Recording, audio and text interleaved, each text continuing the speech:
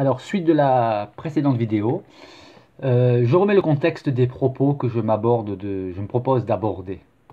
Ça peut être tout petit peu. Regardez, Samuel 14-15, ça c'est la Bible, regardez. Tu ne l'épargneras point, tu mettras tout à mort, homme, femme, enfant, nourrisson, bœuf, mouton, chameau. Ça c'est dans la Bible, hein, d'accord? Non, moi c'est ça. Ensuite, madame, c'est de la mauvaise foi. Voilà, c'est de ce que je vais m'occuper.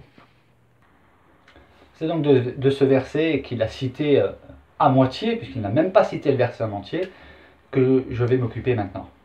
Je reprends, donc, il l'a cité, « Tu ne l'épargneras point, et tu feras mourir hommes et femmes, enfants et nourrissons, bœufs et brebis, chameaux et ânes. » Qui parle à qui? De qui s'agit-il? Bref. Donc une fois de plus, comme d'habitude, il cite le verset, enfin une partie du verset, hors de son contexte. Alors voici plus d'éclaircissement et surtout, au minimum, le verset en entier, c'est le minimum syndical, au moins. Si déjà on cite un verset hors de son contexte, autant le citer en entier, quand même, n'est-ce pas? Bon. Voici. Va maintenant, frappe Amalek, et dévouer par interdit tout ce qui lui appartient. Tu ne l'épargneras point, et tu feras mourir hommes et femmes, enfants et nourrissons, bœufs et brebis, chameaux et ânes. C'est pas compliqué. Et je rappelle que c'est dans le premier livre de Samuel, chapitre 14, verset 3, et non Samuel 14, 15. Mais bon, ça une erreur de citation, cela peut arriver à n'importe qui. En fait, qui s'adresse à qui? Il s'agit du prophète Samuel qui s'adresse au roi Saül, qui d'ailleurs va désobéir, et c'est suite à cette désobéissance qu'il va être rejeté. Et quand il dit frappe Amalek, c'est pas Amalek lui-même, c'est le descendant d'Amalek, c'est le roi Agag, mais qui représente Amalek, celui qui, des siècles plus tôt, avait été odieux avec Israël, et c'est ce que je vais démontrer. Alors, effectivement, la première question qu'il faut se poser face à de tels textes, hein, c'est pourquoi, qui est Amalek, et pourquoi supprimer même les femmes et les enfants? Il faut faire un vrai travail d'exégèse et d'herméneutique, c'est-à-dire d'interprétation. Alors tout d'abord, ce qu'il faut savoir, c'est que la condamnation contre les Amalécites, donc ceux qui sont issus d'Amalek, on les appelait les Amalécites, était prévue depuis longtemps. Depuis longtemps. Ici, nous avons affaire qu'à l'accomplissement de ce qui avait été promis par Dieu, ce qui avait été annoncé par Dieu, ce qui avait été jugé par Dieu. On trouve cela dans Exode chapitre 17, verset 14, et dans Deutéronome chapitre 25, verset 19. Mais ils furent épargnés pendant toutes ces périodes, tant que la nature de leur péché n'avait pas encore atteint son comble. Lisons par exemple, dans Exode 7, 14, « L'Éternel dit à Moïse, écris cela dans le livre. » Alors pour ceux qui disent, oui, c'est pas Moïse qui a écrit, là, Moïse a écrit. J'en profite, une petite parenthèse. Pour ceux qui critiquent, qui disent, oui, la Torah, enfin, ça n'a pas été écrit par Moïse. Voilà. Dieu a dit à Moïse, l'Éternel dit à Moïse, écris cela dans le livre, pour que le souvenir s'en conserve, et déclare à Josué que j'effacerai la mémoire d'Amalek de dessous les cieux. Mais pourquoi? On va le voir plus loin. Deutéronome chapitre 19, verset 25. Lorsque l'Éternel, ton Dieu, après t'avoir délivré de tous les ennemis qui t'entourent, t'accordera du repos dans le pays que l'Éternel, ton Dieu, te donne en héritage et en propriété, tu effaceras la mémoire d'Amalek de dessous les cieux, ne l'oublie point. C'est une parole prophétique et un ordre de Dieu. Mais pourquoi Dieu peut-il être tellement sévère? Il faut lire le contexte de Deutéronome 25, verset 19, notamment à partir du verset 15, pour ne pas faire trop long, une vidéo trop longue.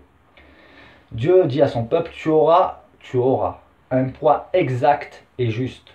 Tu auras un épha, c'est une unité de mesure exacte et juste, afin que tes jours se prolongent dans le pays que l'Éternel, ton Dieu, te donne. Une petite parenthèse pour ceux qui disent, oui, c'est pas Dieu qui a donné la terre d'Israël à Israël, etc., ce territoire.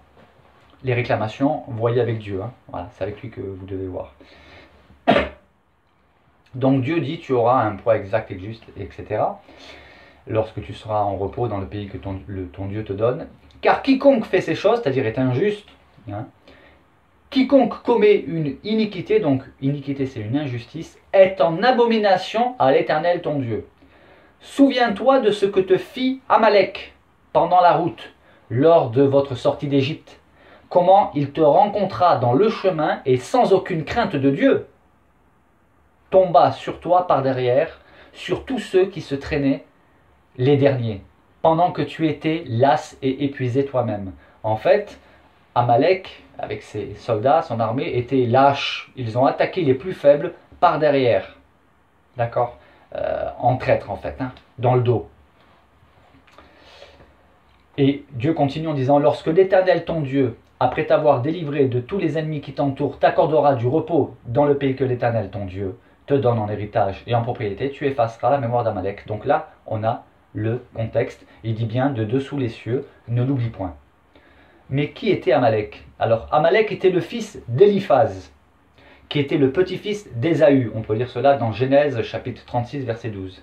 Et ses descendants donc attaquèrent Israël à Réphidim dans le désert du Sinaï. Vous pouvez lire cela dans Exode chapitre 17 verset 8. Je ne lis pas tous les textes, sinon ça serait trop long. Dans le désert du Sinaï, quand Aaron et Hur soutenaient les bras de Moïse qui priait jusqu'à ce qu'Israël remporte la victoire. C'est à cause de cette attaque que Dieu ordonna que les Amalécites furent voués à la destruction, car c'est lui le juste juge. Cependant, cela n'explique pas qu'il faille aussi tuer les femmes et les enfants. Ok, mais il y a une chose que nous ne devons pas oublier, c'est que Dieu connaît l'avenir, et lorsque Dieu ordonne une chose, il est tout à fait juste dans sa sentence. Quand bien même cela peut nous choquer, nous. C'est ce qu'on appelle la foi, avoir foi dans la justice de Dieu. Cependant, Dieu rendra les comptes au jour du grand jugement. Pour nous aujourd'hui, nous ne sommes plus dans cette époque de l'Ancien Testament, mais cependant, c'est toujours le même Dieu qui règne, et nous aurons chacun des comptes à lui rendre. Voilà, pour la petite parenthèse. Et alors, pour répondre à la question par rapport aux enfants, etc. Si on fait une transposition, par exemple avec un personnage comme Hitler, que Dieu imaginait un bébé et que Dieu ordonne, mais là on se place dans le contexte de l'Ancien Testament, hein, Dieu ordonne tue ce bébé. Non, non, c'est un bébé, c'est un enfant, il est innocent. Vous savez, le fameux les enfants sont innocents. Dieu connaît l'avenir. Et pourtant Hitler, voilà. C'est une petite transposition. Mais il y a un exemple biblique avec Aman, hein, qui des siècles plus tard, on se trouve cela dans le livre d'Esther, qui était quoi? Qui était Aman? Et d'abord, qu'a-t-il fait? Nous allons le voir. Eh bien, Aman, hein, c'était un descendant des Amalécites. Et il avait été épargné. Et quand on sait toute la rage qu'il a mis à vouloir détruire Israël, en fait, Aman a voulu détruire Israël, supprimer, rayer de la carte. C'est une expression que j'ai déjà entendue à la télé. Rayer de la carte Israël. Et vous pouvez lire cela dans le livre d'Esther. Donc, pour conclure, je ne vais pas faire trop long, hein. Pour conclure, je dirais que la manœuvre dans de telles vidéos, hein, donc défendre le Coran en attaquant la Bible, je trouve que ce n'est pas... je respecte les musulmans, vous êtes libre de propager votre foi, de l'annoncer, etc. Mais avez-vous besoin, pour asseoir votre foi, pour la proclamer, pour l'annoncer, de détruire ou de chercher, parce que détruire vous n'y arriverez pas, mais de chercher à détruire et à discréditer la foi chrétienne et le livre saint qu'est la Bible? Personnellement, je trouve que c'est un moyen qui n'est pas efficace, qui même dessert votre cause, et la même chose est valable pour les chrétiens, et voilà, ça ne sert à rien de s'attaquer, voilà, surtout si on n'est pas un spécialiste. À la limite qu'un musulman qui était vraiment musulman, pratiquant, etc., fasse des vidéos, après c'est voilà, il connaît sa religion, enfin du moins il est censé la connaître, après lui il va débattre avec d'autres musulmans, voilà, bon. Mais voilà, si on n'est pas spécialiste du Coran, n'attaquons pas le Coran, et si vous n'êtes pas spécialiste de la Bible, n'attaquez pas la Bible, parce que vous vous discréditez. Alors, la manœuvre de telle vidéo, justement, c'est de justifier certaines violences, parce qu'il y en a qui veulent justifier certaines violences qui se trouvent dans le Coran, en démontrant que dans la Bible, il y a aussi de la violence. Hein, j'en avais parlé dans la précédente vidéo, il y en a qui, pour se défendre, eux, disent, ils sont pris en flagrant délit, oui, mais l'autre aussi l'a fait. Tu as volé, oui, mais l'autre aussi il a volé. Oui, mais c'est à toi qu'on s'adresse. Voilà. Donc défends-toi, et pas en montrant les autres. Voilà. Alors bien évidemment, moi j'aurais pu défendre la foi chrétienne, la Bible, à mon tour en attaquant les écrits du Coran ou la foi musulmane. Mais voyez-vous, moi je n'ai pas besoin, pour partager ma foi, ni même pour la défendre, d'attaquer la foi des autres. Ce sont ceux à qui il manque des arguments forts qu'il appartient d'agir de la sorte, hein, de défendre leur foi en attaquant les autres. Mais pour défendre la Bible et la foi chrétienne, il n'est absolument pas utile d'attaquer la foi des autres. Par contre, la défendre, oui. Hein, là, j'ai montré une vidéo, c'est pas pour dire les musulmans sont tous comme ça. Non, non, non. Il y a une vidéo qui a été faite, parmi tant d'autres, où on veut démontrer que, voilà, pour défendre le Coran, on dit dans la Bible il y a des versets violents. Donc là, forcément, je monte au créneau, j'interviens, je réagis et j'apporte quelques éléments de réponse. Voilà, en fonction des réactions, je pourrais en apporter encore davantage. En revanche, il est du devoir du chrétien de défendre sa foi et de se positionner, hein, en intra-religieux. Mais inutile d'attaquer la foi des autres. Ce que je veux dire par là, c'est que au sein de nos communautés, entre chrétiens, oui, on a le droit d'avoir des débats, des discussions, de dire, oh, bon là, je ne suis pas d'accord avec ton interprétation, voilà. Il y a des choses qui sont inacceptables dans nos communautés. J'ai d'ailleurs fait, dans le cadre de mes vidéos d'apologétique, des vidéos où je dénonce certaines pratiques qu'il y a dans ma communauté, ça oui. Mais je n'ai pas besoin d'attaquer la foi des autres. Alors maintenant, je vais juste vous montrer encore un petit extrait de la vidéo de notre reporter, enfin pseudo-reporter. Hein. Bon, il est avec un micro, voilà, c'est pour ça que j'appelle un peu reporter. C'est pas pour me moquer, c'est juste parce que, bon, je trouve que sa démarche n'est pas correcte. Donc ici, on va avoir droit à des pourcentage. Certes, il y a des passages violents dans le Coran, mais il y en a tout autant dans la Bible, voire plus. On retrouve près de 6% d'appels au meurtre et de violence dans l'Ancien Testament. Alors, je ne sais pas d'où est-ce qu'il sort ces pourcentages. On retrouve 3% dans le Nouveau Testament. On retrouve que 2% dans le Coran, d'appels au meurtre et de citations qui pourraient faire peur. Je pense qu'on doit apprendre à vivre dans le respect de l'autre. Si vous avez aimé cette vidéo, n'hésitez pas. Bon, voilà. Si vous voulez vous abonner, libre à vous. Hein. Donc voilà, dans sa vidéo, on trouve quoi? Des comparaisons en pourcentage. Mais est-ce qu'il faut vraiment tomber si bas? 3%, 2%? C'est à celui qui a le plus de pourcents de versets violents. Enfin, la question primordiale qu'on doit se poser, chacun d'entre nous, et à titre individuel, hein, et chacun avec notre propre religion respective, c'est celle-ci. Suis-je un bon témoin de la foi que je proclame, que j'annonce? Ça, c'est la question.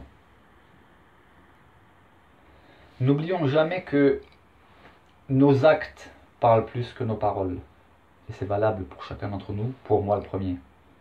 On peut dire beaucoup de choses, connaître beaucoup de choses, prétendre beaucoup de choses, mais nos actes sont plus puissants, plus persuasifs que nos paroles. Ne l'oublions pas. J'aimerais aussi insister sur quelque chose qui m'apparaît vraiment très très important, c'est, et je ne le dirai jamais assez, je continuerai de le dire dans toutes les vidéos pratiquement que je ferai, réfléchissez personnellement. Faites des études personnelles ou alors abstenez-vous. Mais si vous voulez vous intéresser à un sujet précis, particulier, faites des recherches personnelles avec le souci d'authenticité et d'objectivité qui doivent nous caractériser. Qui doivent caractériser un homme, une femme qui est passionné par le sujet qui l'intéresse ou le sujet qui est sujet à débat. Mais vraiment faire des recherches personnelles. Vous avez des personnes, ce sont comme des moutons. Ils ont besoin de leaders pour leur dire quoi penser, quoi faire. D'ailleurs, on vit dans une société où nous avons des émissions, surtout, et nous avons surtout des émissions pour élever les enfants, s'occuper des ados, comment cuisiner, comment décorer sa maison, comment acheter, comment vendre. On est des assistés. On vit à une époque où il semblerait qu'on ne soit plus capable de se débrouiller tout seul. Et c'est dramatique parce que vous pouvez avoir affaire à des gourous. Suivre des hommes, c'est un danger. Nous devons suivre Dieu. Alors Dieu a suscité des hommes et des femmes de Dieu, des personnes à qui il a donné des ministères, hein, des services, des capacités, Mais nous ne devons en aucun cas les suivre aveuglément parce que nous comparaîtrons individuellement devant Dieu. C'est pourquoi, comme je l'ai déjà dit, comme je le dirai encore souvent dans mes vidéos, ne gobez pas tout ce que je vous dis, mais vérifiez dans les Écritures. Faites vos recherches personnelles. Vous pourrez arriver à des conclusions totalement différentes des miennes. Cela n'est pas important, pourvu que ce soit vos convictions personnelles, pourvu que ce soit le fruit de vos recherches, de vos investigations. Et je vous serai gré aussi de ne pas tenir compte des imperfections dans mon élocution, dans la présentation de la vidéo, de la qualité de la vidéo. Non, attachez-vous plutôt au fond, au contenu, même imparfait. Je l'ai déjà dit, je suis un homme imparfait, qui fait des vidéos imparfaites, mais pour parler du Dieu qui, lui, est parfait. Et si le thème de l'apologétique, ça veut dire la défense de l'évangile, de la foi chrétienne et de différents thèmes, vous verrez que j'ai fait plusieurs playlists sur l'apologétique de la foi chrétienne en général, apologétique de la divinité de Jésus-Christ, où j'ai tout un programme de séries de vidéos à produire. Et j'ai aussi ma dernière playlist que j'ai mis en place, c'est une série sur la Trinité, apologétique de la Trinité. Si tout cela vous intéresse, n'hésitez surtout pas à vous abonner. Voilà. Que Dieu vous bénisse, que Dieu bénisse aussi les musulmans, les non-musulmans, les athées, les juifs, quiconque. Et car c'est à cela que nous sommes appelés en tant que chrétiens, bénir. Bénir, ça veut dire du bien, souhaiter du bien, proclamer du bien sur l'autre. Voilà, au plaisir pour de prochaines vidéos. Et voilà, je pense avoir fait un tour relativement... il y aurait certainement eu encore beaucoup de choses à dire, mais je pense avoir traité de ce qui a été abordé dans la vidéo qui consiste à défendre le Coran en attaquant la Bible. Je tiens à dire que, à mon sens, ce n'est pas du tout productif. Et cela dessert même votre cause.